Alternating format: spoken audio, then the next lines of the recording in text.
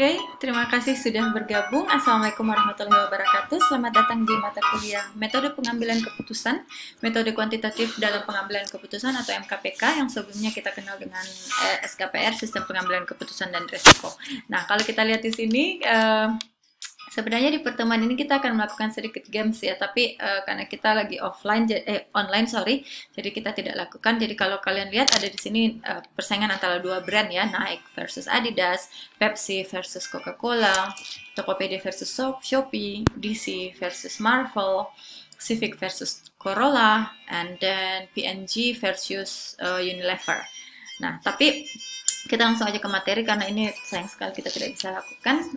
Jadi materi hari ini adalah di game theory atau teori permainan ya.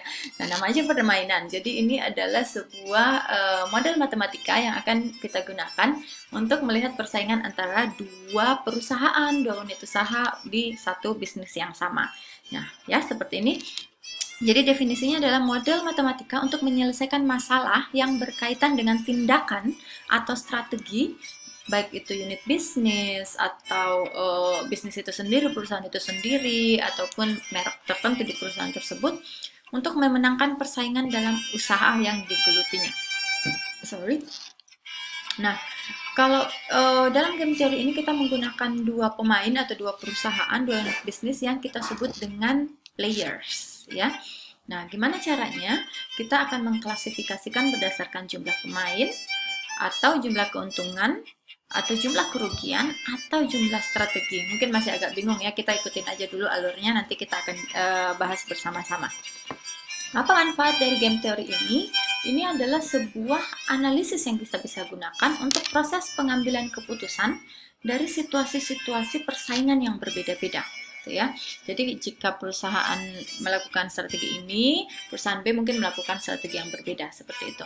Nah, bagaimana ketentuan dalam game teori ini yang harus kita ingat? Yang pertama, perhitungan game teori itu akan menggunakan payoff matrix atau matriks permainan. Namanya juga matrix berarti kotak 4, segi 4 dengan ada 4 box-box ya. Nah, strategi dari pemain A atau perusahaan A itu tidak dapat dirusak oleh perusahaan lainnya. Jadi instead of merusak strategi dari perusahaan A, perusahaan B itu akan merespon strategi A dengan strateginya sendiri. Itu adalah ketentuannya. Nah, strategi perusahaan A itu akan berdampak langsung baik itu pada keuntungan ataupun kerugian dari perusahaan B. Nah, tujuannya kita membuat game theory ini atau teori permainan ini adalah mengidentifikasikan strategi yang paling optimal untuk sebuah perusahaan. Kalau mendapatkan keuntungan yang paling maksimal, walaupun harus menderita kerugian paling minimum. Itu tujuannya ya. Di game theory ini dan juga di kelas kita hari ini kita akan membahas dua model dari game theory itu yang akan kita lihat perhitungannya. Pertama adalah pure strategy ya, atau strategi murni. Nah, di strategi murni ini perusahaan A atau pemain baris ya, jadi ada kolom ada baris.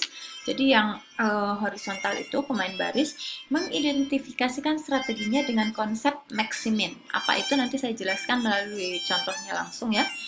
Sedangkan pemain kolom atau yang vertikal itu mengidentifikasikan strateginya melalui konsep minimax.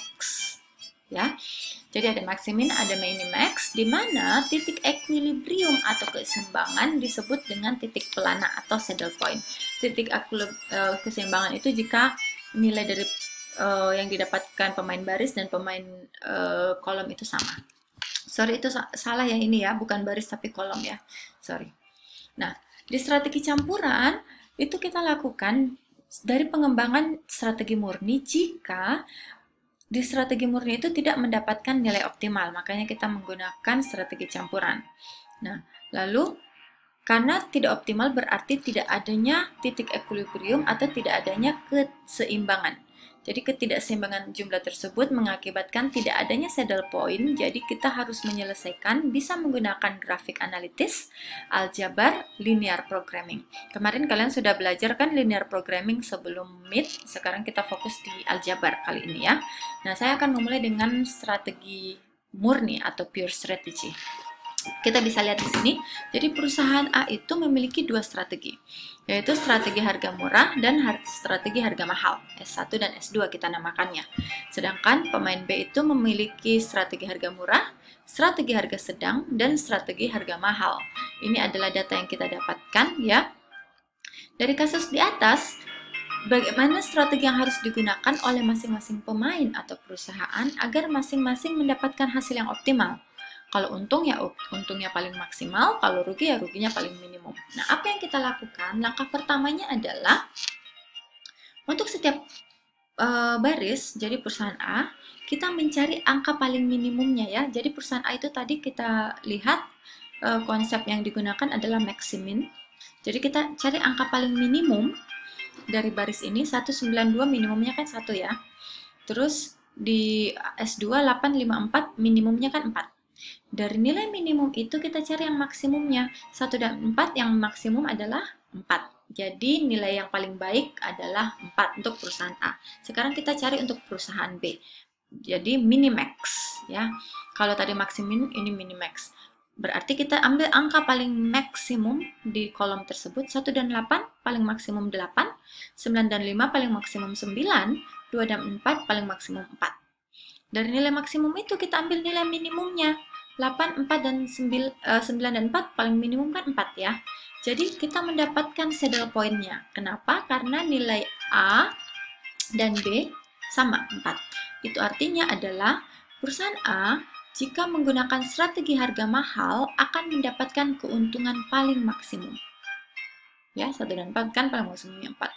Nah, jika strategi harga mahal tersebut dijawab oleh perusahaan B dengan strategi harga murah, contohnya, kerugiannya 8.